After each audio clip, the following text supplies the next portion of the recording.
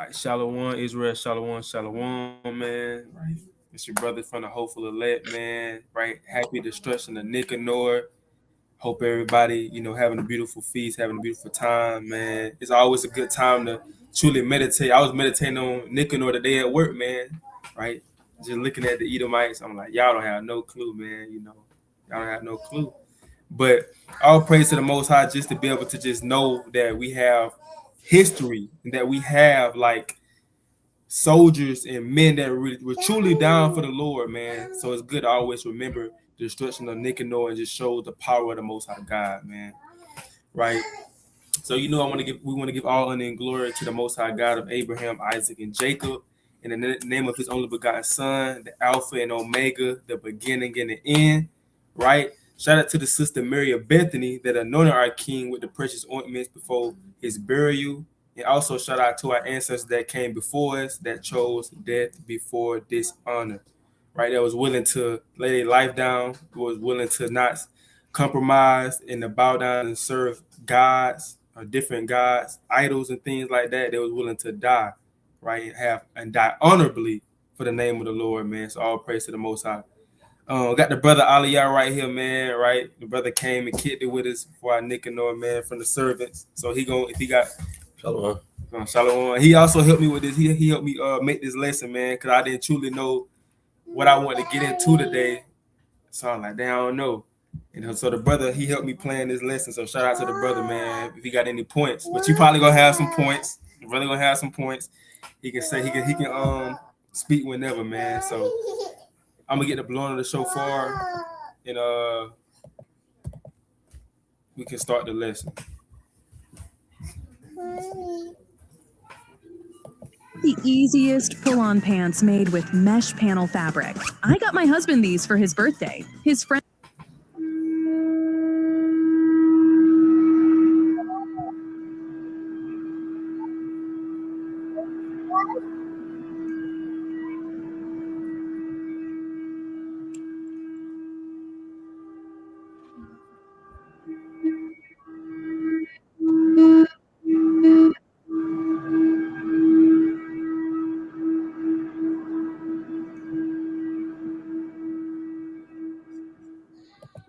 Fine, man. I don't have no videos for today's lesson. We're gonna hop straight into this thing. So it's called pride. What I call this video? Pride.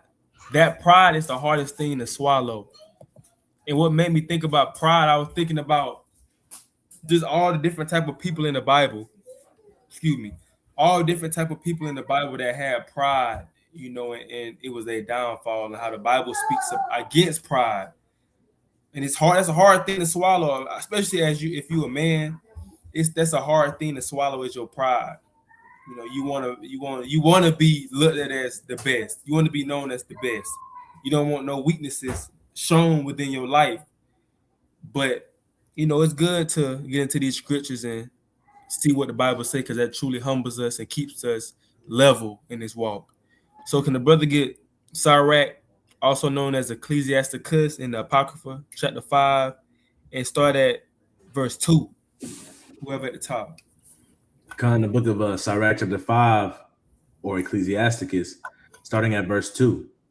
Follow not thine own mind and thy strength to walk in the ways of thy heart. So the brother Aliyah, man, he had pulled this scripture up on his phone. We pulled verse 2 and he said, follow not thy own mind and thy strength to walk in the ways of thy heart.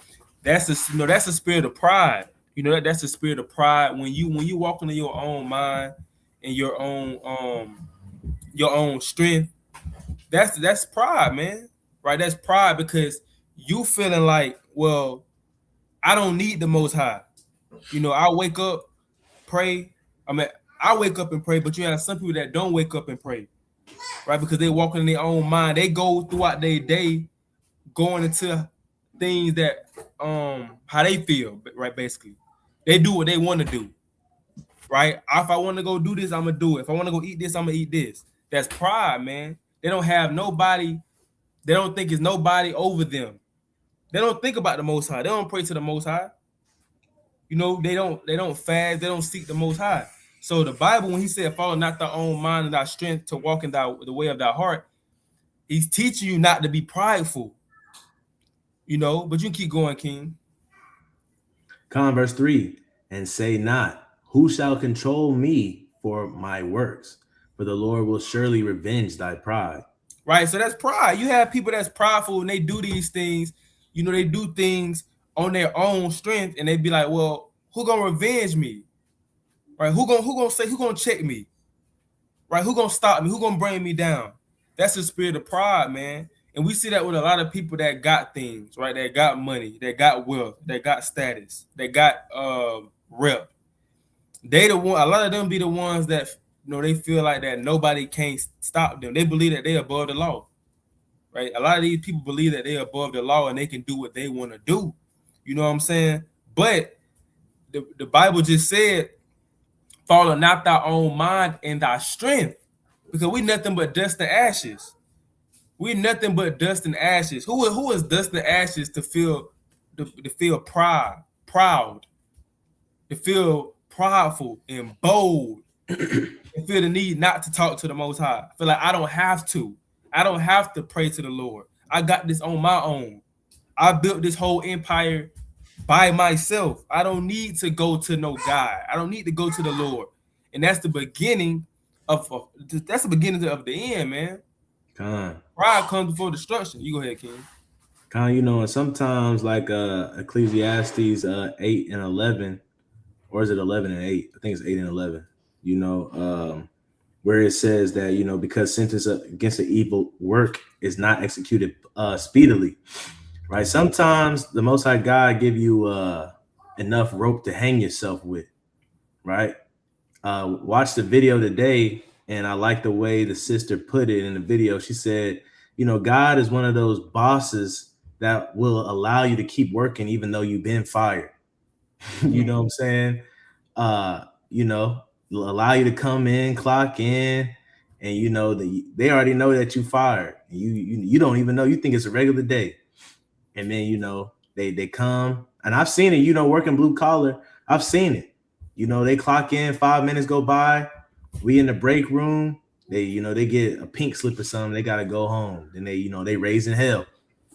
But that's all because of your pride, right?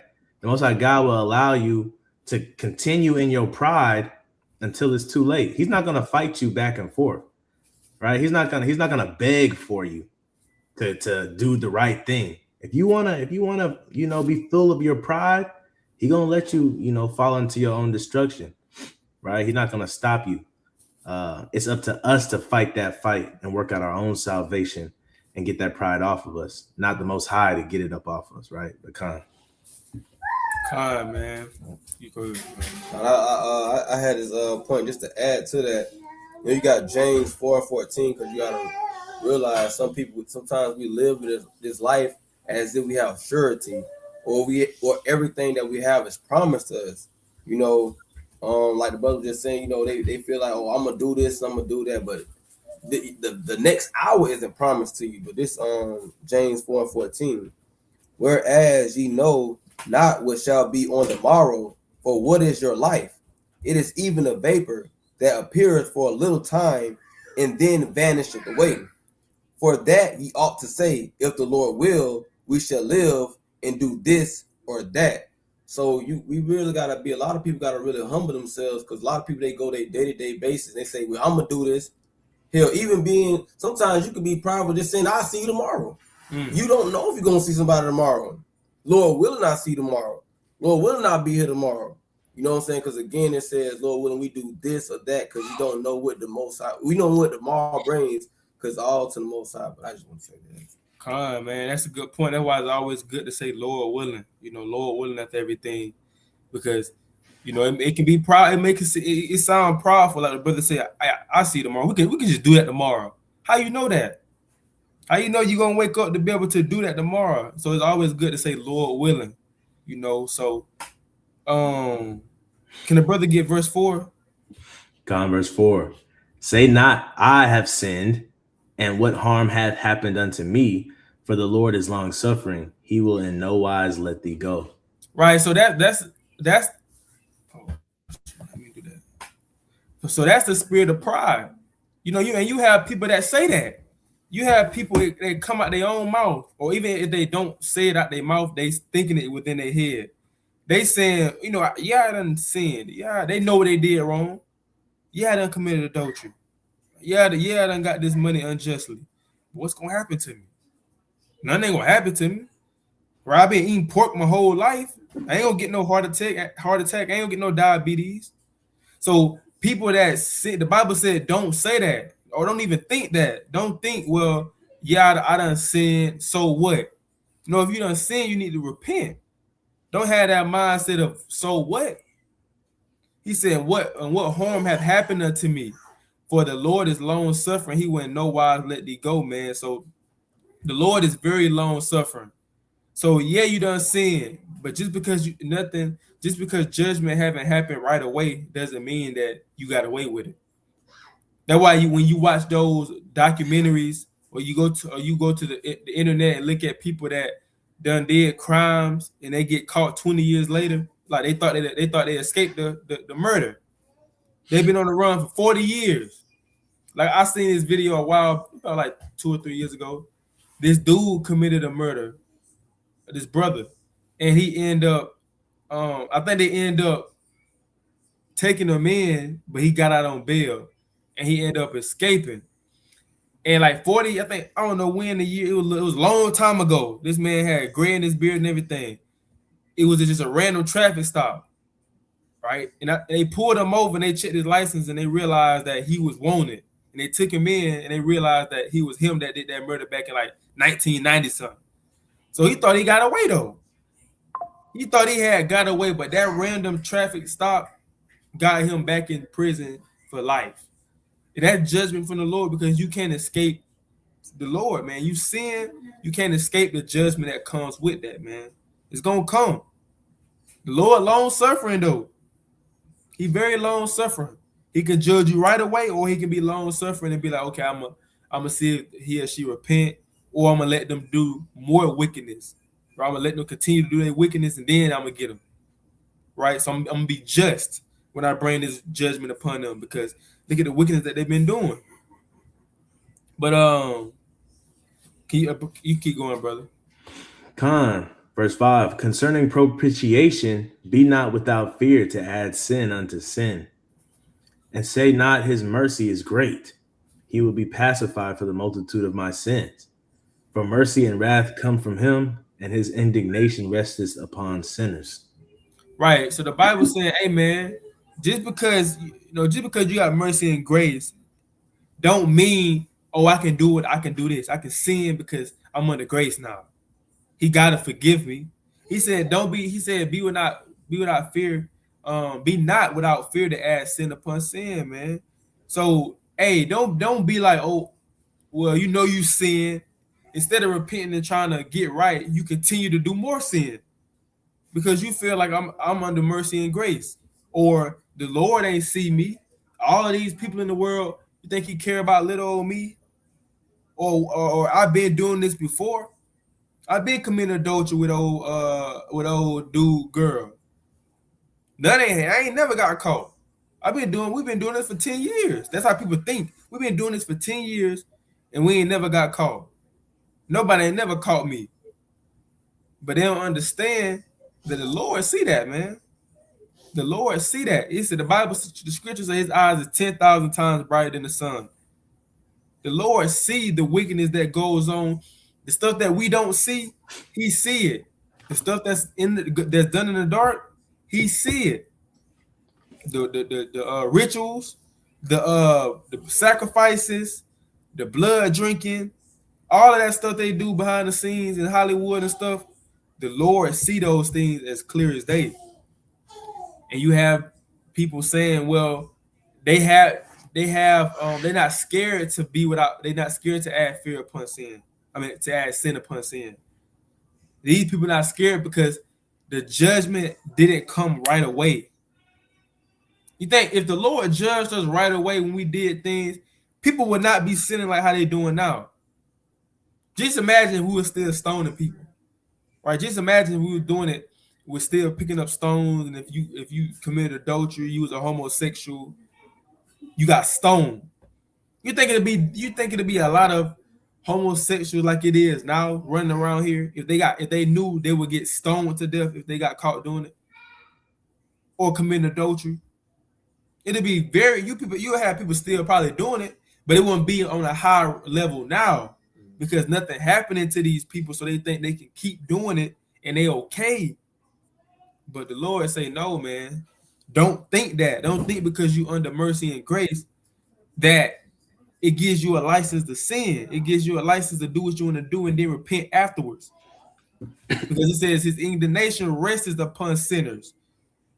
Sinners are people that continue to, it ain't talking about people that just slip up every now and then, right? Make a mistake. Sinners are people that willingly and continue on in sin, that ain't willing to repent. Sin is an everyday, it's part of their life. That's what he's talking about. His indignation is rested upon the sinners, man. But I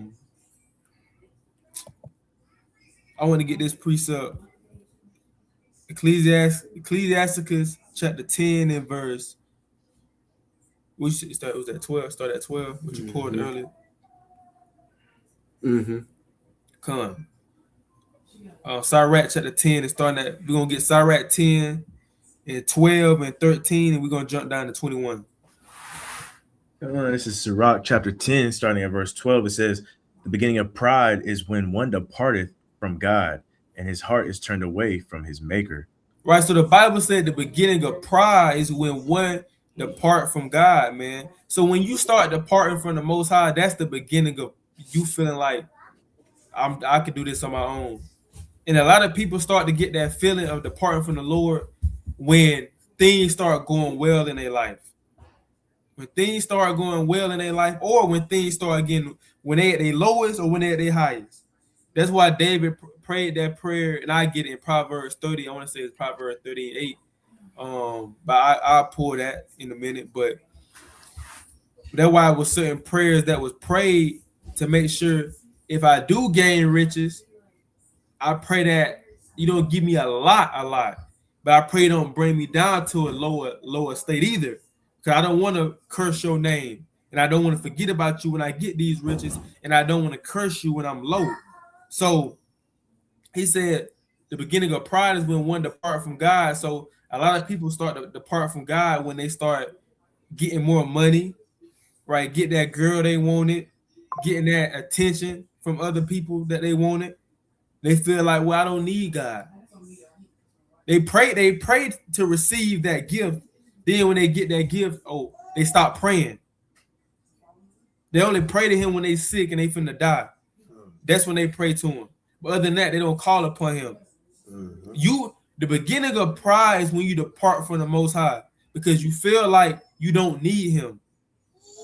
And then you become your own God. You know how many people wake up and don't even just imagine going throughout the day, not even praying at all. You never fasted in your life. You never read the Bible. You don't read the Bible at all. You only read the verse of the day every day. That's it. You don't got no relationship with the Lord. Salakia, he can't see you, Denal. So you have to say Salakia or Khan. Oh, go ahead, Denal. I'm bad. Khan, man. I was gonna say also with pride, another way to look at it too is a lot of times we're hasty in our day-to-day judgments, right? Somebody done ticked you off, right? And you're giving into pride, which allows you to depart from God. What do I mean by that? Is there's plenty of times in the Bible where it says vengeance is his. There's plenty of times where he says to not repay evil with evil and stuff like that. But sometimes we can get in our pride and be like, nah, man, I'm gonna take matters into my own hands, right? And end up doing something because you're saying, man, God gonna take too long. That's what you're saying essentially. God gonna take too long to repay me back, to repay this situation, to judge this matter, or I don't trust God to really show this person what they deserve, right? And so that can lead you to be leading your heart to be departing from God in that aspect as well, because you're so prideful, thinking that you know better than God, that you know what's more just than God, right? Sometimes you know what I'm saying, you can how do I want to say this? You can judge a matter, right? But a lot of times, man, we see people in their pride in situations where they do something where they know they shouldn't have done it. Man, I know I shouldn't have done that, but hey, or you might not even be trying to pay somebody back. Sometimes pride can look like you being petty with somebody, right? Or pride can look like you being loose at the lips. When you know you shouldn't have provoked that person or said that thing, right? And a lot of times we get away from letting God handle things or the Most High handle things, and we take matters into our own hand. And again, that's showing that you have departed from God because you taking matters into your own hands. But God, Right, man, and that's true, man. You have, probably been plenty of time. You can charge them, please, thank you. I've been times where like, you may be upset with me sometimes. Like I had to force myself to pray. You may be you may be upset, or you may just be stressed, or you tired, and a thought come, just go pray about it. But your flesh want to be like, nah, I don't want to do that, man. I don't feel like it. That's a spirit, man. That's a spirit of pride. That's a spirit of pride. You don't want to go pray to the Lord about a situation that's within your life because you feel like you're strong enough to handle it, man. Hey, I seen a video. A dude was like, the worst thing that a man can say is, "I got this." No, that's the worst thing a man can say. That I got this. No, you don't, man. Right? The Most High. That's when that pride come in. I got this. I can do this on my own. I got this by myself. I don't need nobody. No, man. That's how a lot of people, that's how a lot of men think. It's a lot of men out here with that spirit of pride. And they don't want other people to tell them nothing because they feel like, I'm a man. I don't need help. I don't need to go to no people to pray for me. I'm a man. I don't need no help within my life. I'm a man. I can do this on my own. That's pride, man. That's pride. Con. Oh, go ahead, King. No, that's right though. Men suffer from pride.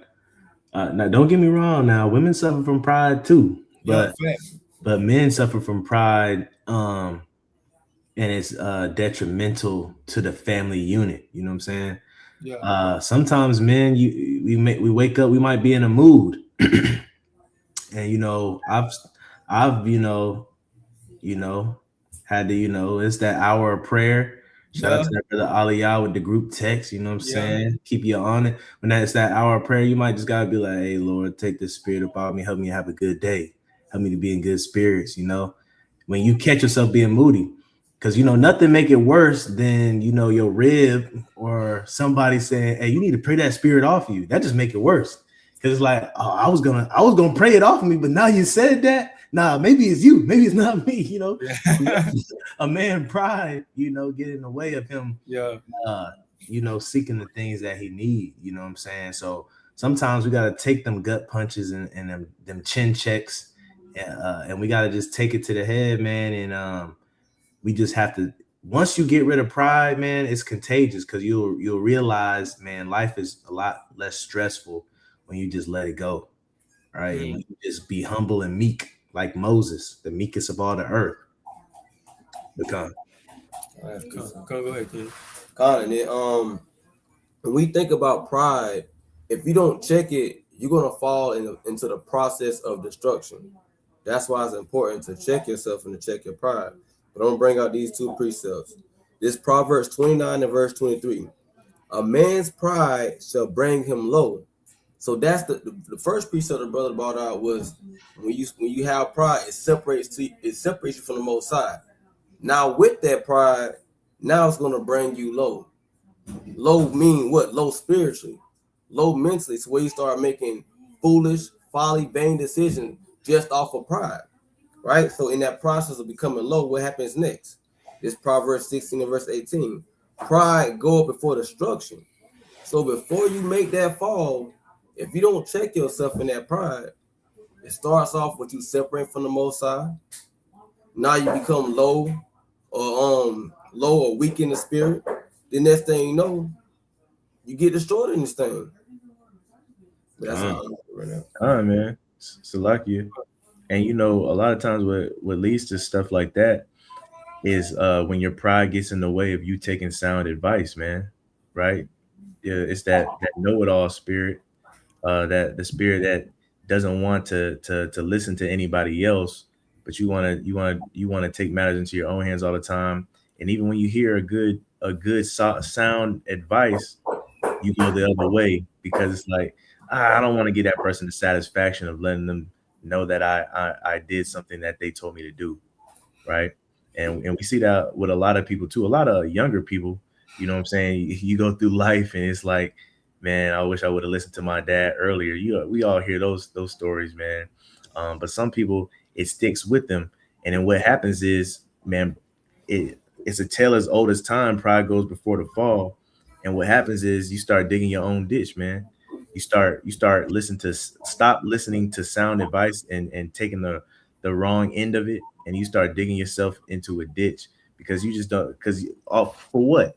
You don't want to, you don't want somebody else to get the credit or something like that. And oftentimes people don't want the credit. They just want to see you win. But sometimes our pride gets in the way of that and we can't see that. Right. But that goes to the brother's point where you get low spiritually. And what that looks like being low spiritually is having a lack of discernment. You know what I'm saying? And when you have that lack of discernment, you can't choose wise choices at that point. And before you know it, you're gonna be at the bottom in every aspect of your life. Con, man. Yeah, man. Pride dangerous, man. It's a lot of people that's in the grave right now because of pride. They wasn't really, they were trying to prove to everybody that it was hard and tough. And they end up in the grave losing their life because of just pride. They wasn't willing, they wasn't trying to say sorry, or they wasn't trying to accept nobody else's apology. And they end up in the graveyard, man. But yeah, you can get verse 13, King. Verse 13. Excuse me. For pride is the beginning of sin. And he that hath it shall pour out an abomination. And therefore the Lord brought upon them strange calamities and overthrew them utterly. Right, man. So when it comes with that spirit of pride, the Lord judgments is very, it can be strange to a lot of people, like the Bible says, strange calamities. He can judge you in ways of you just being prideful. He can bring like a sickness to you. He can bring a sickness to you, a disease out of nowhere. He can get you in you're in a car accident. Now you paralyzed. He can put, you can have like strange pains within your body, back pains. Now all of a sudden, you feeling sick inside every day. The Lord can bring those strange calamities to you just for pride, man. And it's saying overthrew them utterly. The Lord will overthrow you if you're prideful. Don't think the Lord won't overthrow you, man. Don't think the Lord won't bring you down to a lower state. When you look at Nebuchadnezzar, the Lord brought that man down. He was in the fields thinking he was a beast. And the brother Aliyah said, Haman, we're gonna get into him.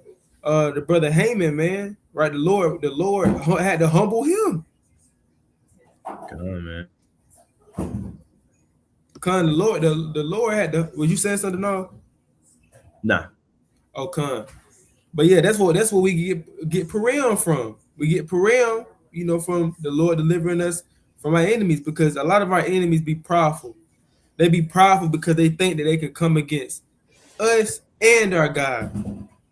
Like I was saying yesterday, when you get what makes the Greek captivity so bad and make the Greeks so bad, they were sacrificing swine's flesh on the altar, man. So they wasn't only doing this stuff to us during that time. They were disrespecting the Most High. They was going into the temples and taking things that didn't belong to them, but belonged to the Lord. They were going in there defiling it. So that's pride. So thinking you can do that to God is prideful, man.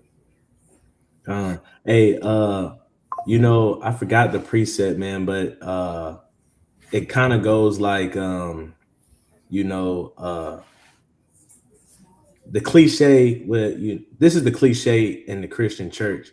What the devil meant for evil, God turned it for my good.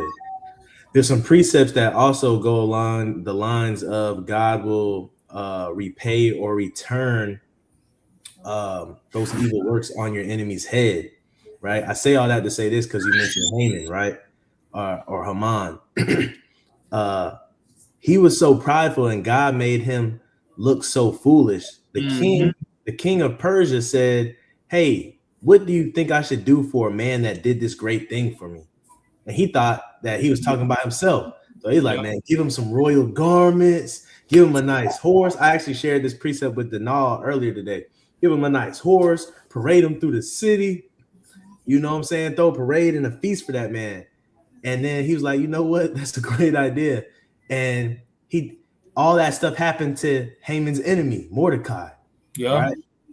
And so sometimes, when you're prideful, God will set you up to build a table for somebody else and you didn't even know it. You thought you were building a table for yourself, and then you really build a table for somebody else, and now you feel even worse. He'll humble you, man. Pecan. Yeah. He will indeed humble you, man. That's part of it. You prideful, the Lord will humble you, and he will embarrass you in front of everybody. Best believe Haman was embarrassed, man. Haman probably was talking about Mordecai to his friends and family, mocking him to everybody. Look at him. Look at that Jew. He's nothing. Now all of a sudden, just imagine how everybody was looking when they seen him having the what he had did. He had to, I know Mordecai was on a horse, right? And he had to walk him on the horse. All the things the king said he had to do, he did for Mordecai. Mordecai got a parade, and he got a horses. It says the king's horse, so he was on like one of the best horses in the city. Just imagine that. Just imagine how people were looking at Haman, like, dang, bro, all that talk you was talking about him. Look at him now. I thought it was supposed to be you twin. Where you at, twin? Right? Yeah. What's going on? What's going on, bro? You saying that you was finna get all of this stuff? Why he got it? The Jew. But that just goes, man. The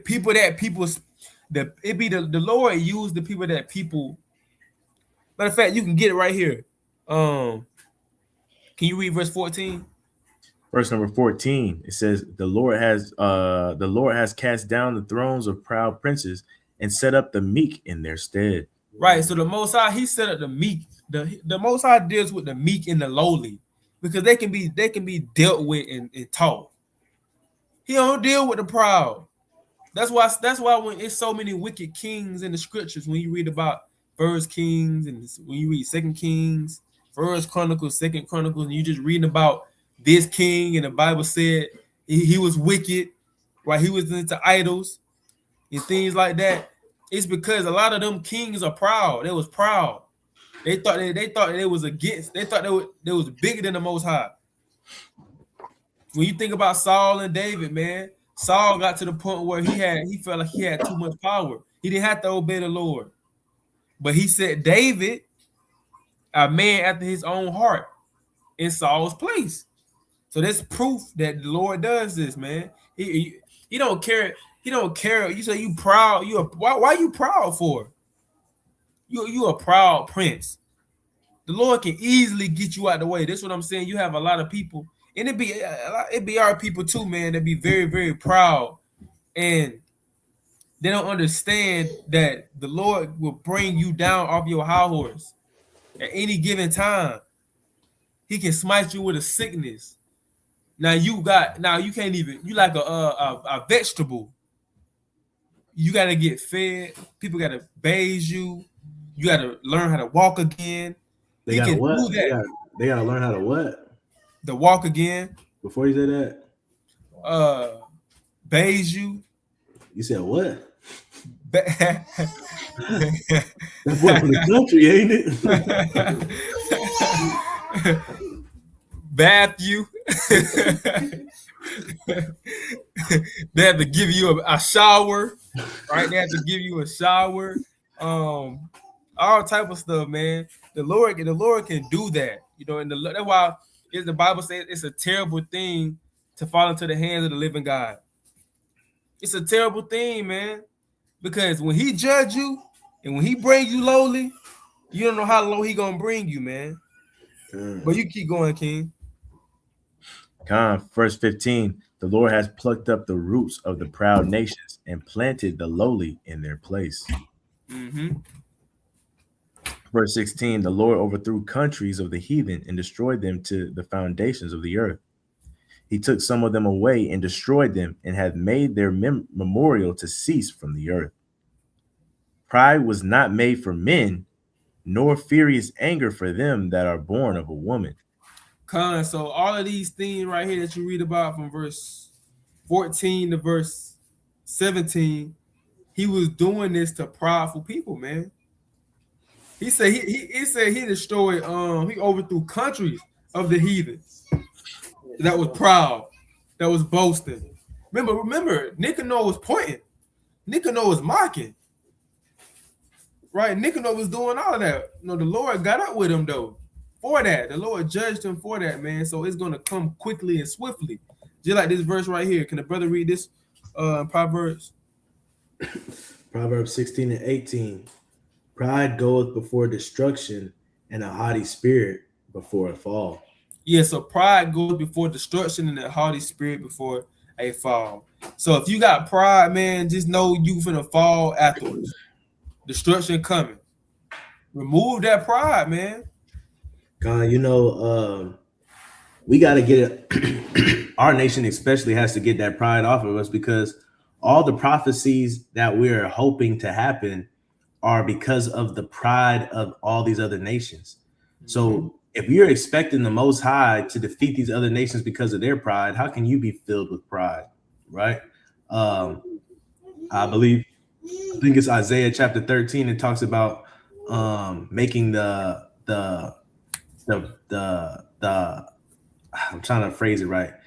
It says to make the arrogance of the proud to cease, right? And we know who's more arrogant and who's more proud than Babylon, right? Than America. They even have a sect. They even have a sect of people that call themselves the Proud Boys. They even have parades called the Pride Parade, right? This is the most proud nation, so-called nation, right, in the earth. And we are waiting for it to be destroyed. Why? Because they're proud. So what do you think is going to happen to you if you're proud? You're going to get destroyed too. So don't be a hypocrite, right? Of course, we're praying for this place to, get his judgment, but you don't want to be caught up in that judgment either. Being caught up. When it says come up out of her, it's talking about that pride too. Because Babylon done instilled a lot of pride in us while we've been here, right? Because some people got some money, because some women got that position she want, right? We done got some pride within us, and we got to get it out. Become. Con, man, that's facts, man. Babylon, that's true. America, it'll have you prideful, man.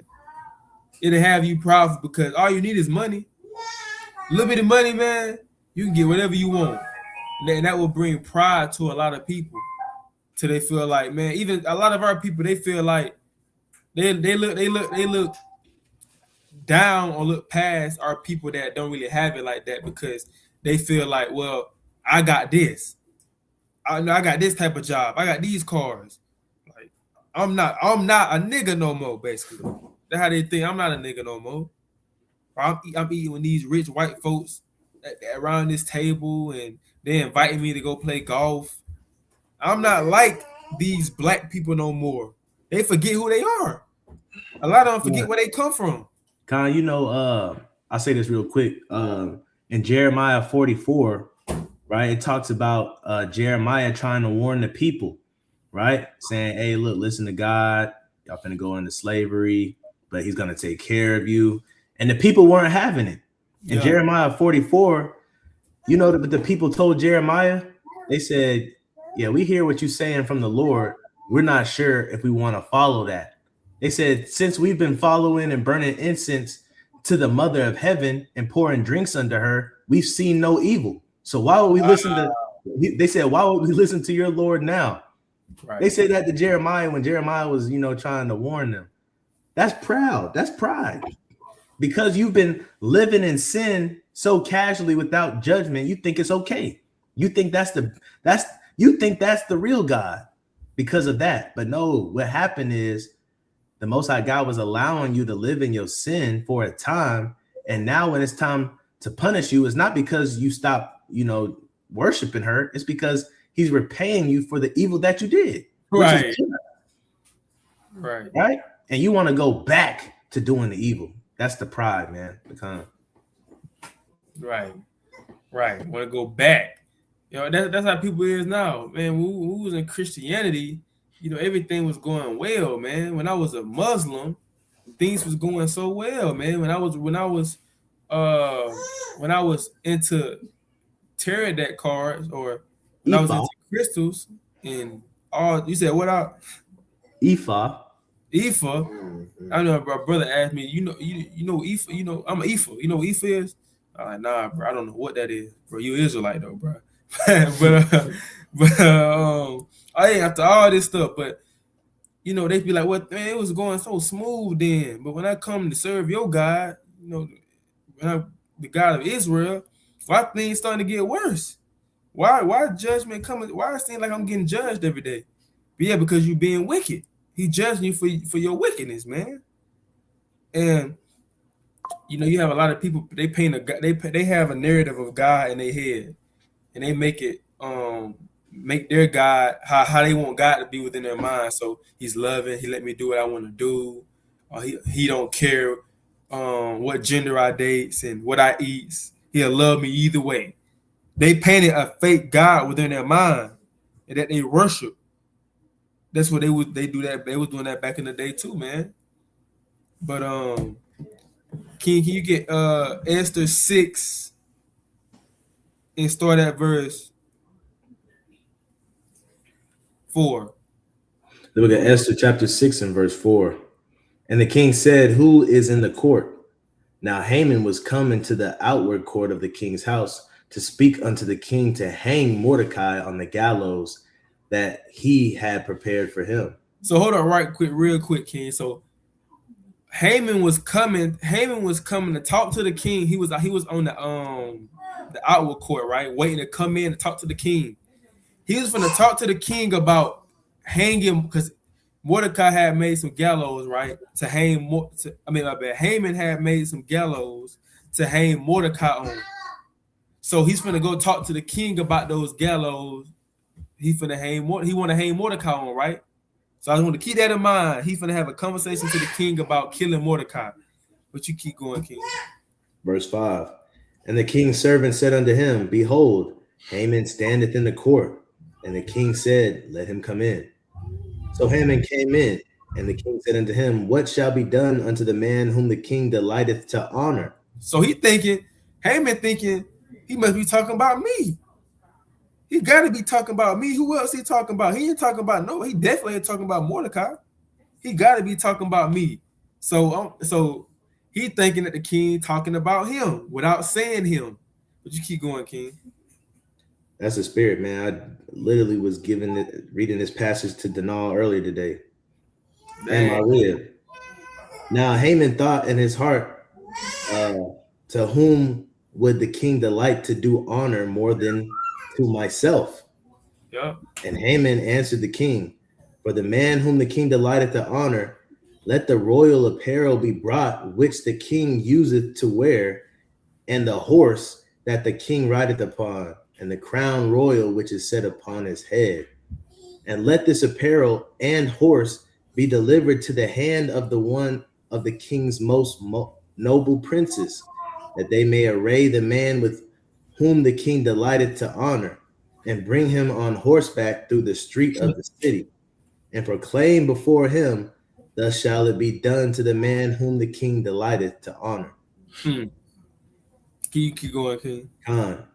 Then the king said to Haman, Make haste and take the apparel and the horse, as thou hast said, and do even so to Mordecai the Jew that sitteth at the king's gate. Let nothing fail of all that thou hast spoken. So he said, man, all right, bet.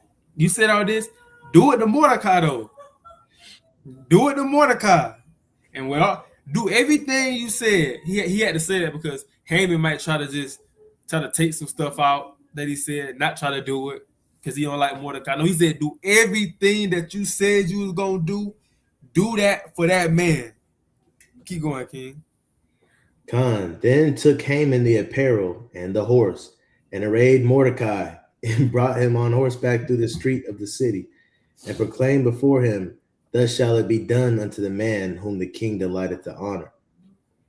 And Mordecai came again to the king's gate, but Haman hasted to his house mourning and having his head covered. Yeah, crybaby. He was a big crybaby. He was a crybaby. He didn't get his way. He's a crybaby. Can you imagine? Go ahead, King. No, I was just gonna say, can you imagine hating somebody, hating their guts, and then you have to put clothes on them? Yeah, that hurt. Yeah, no, and that shows pride. He was prideful. He thought he's talking about me. I know for a fact he's talking about me. And the Lord humbled that man. He went home crying. He went home mourning, having his head covered like somebody just died or something. And Mordecai probably rubbed it in a little bit. Like he probably put the cape on him. He probably turned around and was like, "Hey, how does it look, Haman? Does it look good on me?" Yeah, I know he is Jay. I know for a fact. Yeah, he definitely was stunting on him for sure. He was stunting on it. Mordecai didn't know what to do. Hey, hold my cape while I get on this horse, bro. Yeah. And he probably like, hey, bro, you moving too slow, bro. Come on, bro. We got all day. They waiting for me, bro. The people love me. Mordecai probably was crying. He probably had his head down, walking with his head down, like a little punk, man. I know I can see him because I see his people every day. They act the same way he act. I can see Mordecai walking with his head down. He's doing it, got his head down, wanting people to feel sorry for him and ask, what's going on? Why are you crying? Are you okay? It's kind of like them old slave movies or race movies where the black guy he might be in good with one of the police officers, but one of the other police officers hate his guts, and they in jail and they gotta let him out because the governor said so. He walking out the jail cell, what I'm saying? What I'm saying? He said the governor said, and they hate his guts, man, because of their pride, right? But Khan, man. Khan. Yeah, so King. I just wanted to as we talking about, pride and understanding that when you're dealing with pride, you can be in a way of making yourself a god. Mm-hmm. You know what I'm saying? Like we talking about this thing. This man, he felt like he was up there. Haman was up there. Hey, I'm this, I'm that. On the right hand man to the king. You know what I'm saying? Can't nothing go wrong. Can't nobody tell me any different. But I just want to get a definition.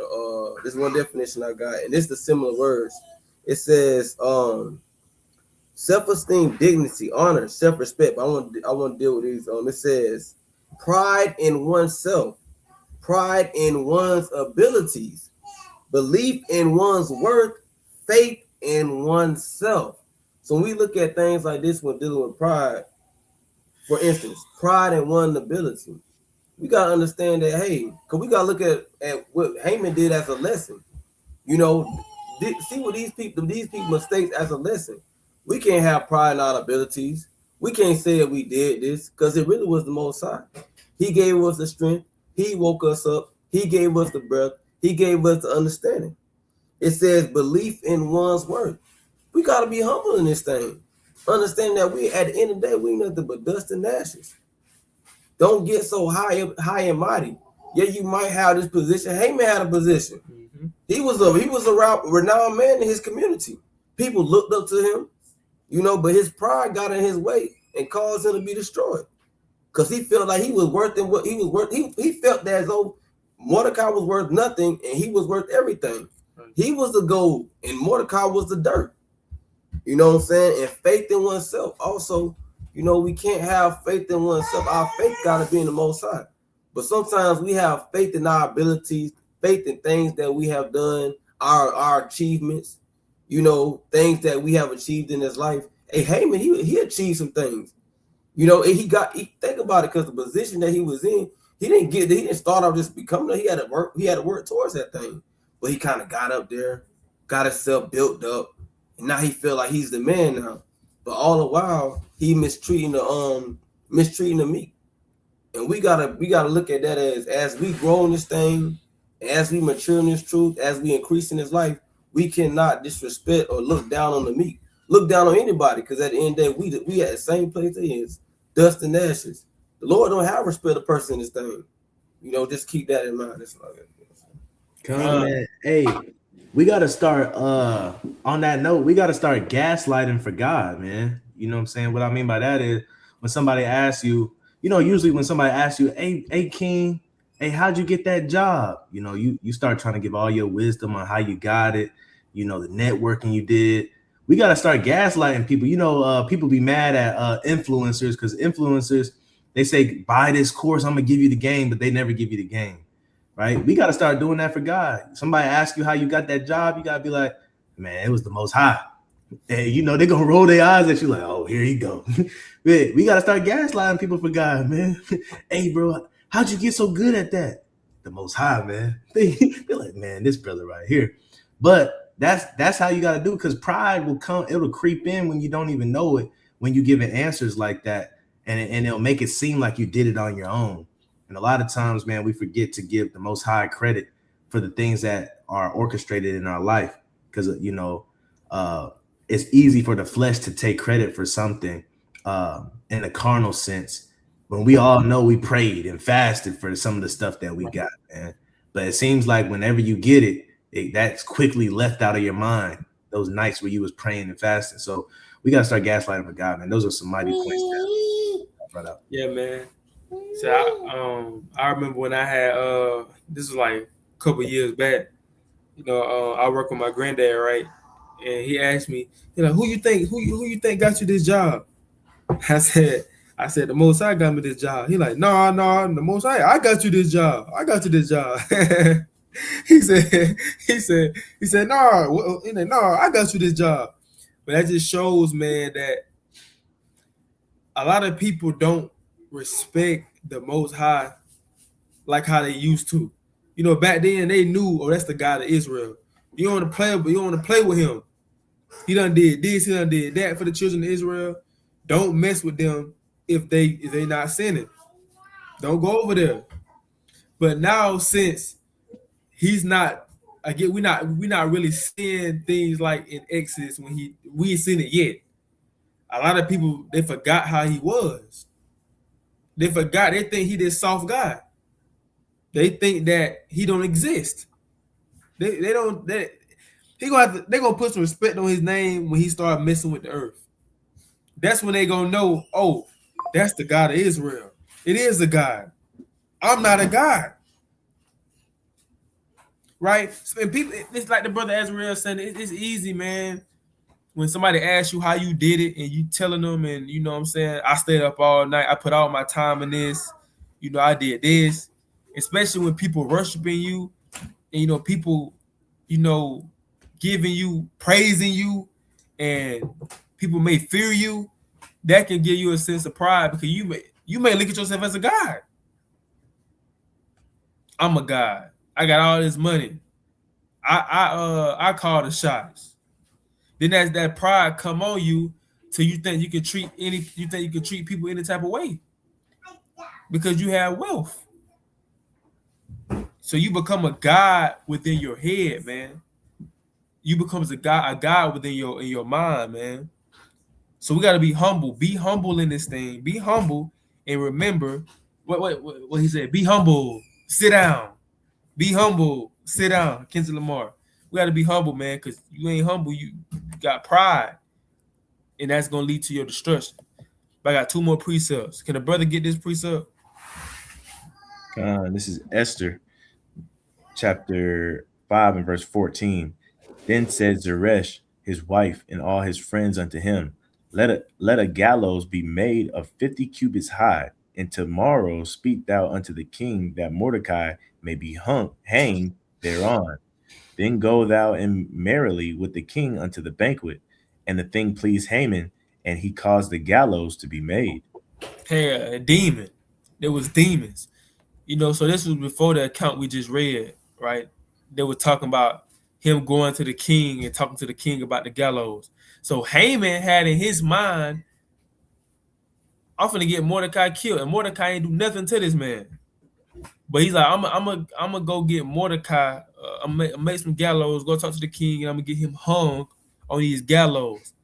But let's see, did it turn out like that? Can you get this, King? Come in the book of Esther, chapter 7, and verse 9 and 10. And Harbonah, one of the chamberlains, said before the king, behold also the gallows 50 cubits high, which Haman had made for Mordecai, who spoken good for the king, standeth in the house of Haman. Then the king said, hang him thereon. So they hanged Haman on the gallows that he had prepared for Mordecai. Then was the king's wrath pacified.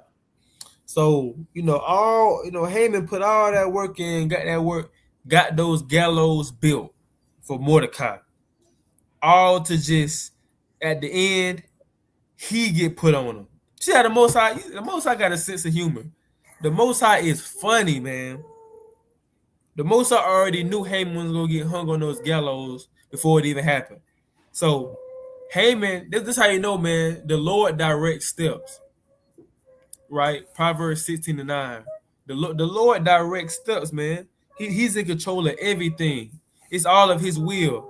This man Haman built these gallows for Mordecai. The Lord knew Mordecai not going to get put on these things.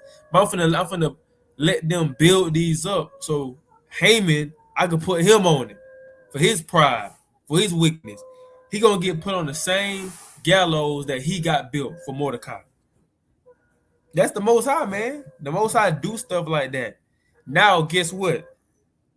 Haman got a bad name even to this day. When you read about Haman, we laugh at him, right? We like, dang, this man an idiot. That's what he get. We mock him. That's what he get. So he got a stain on his name forever for being a demon. All praise to the Most High, man. So that's all I had for tonight, man. Any brothers have something? Did you ever get the one in Cyrix 12?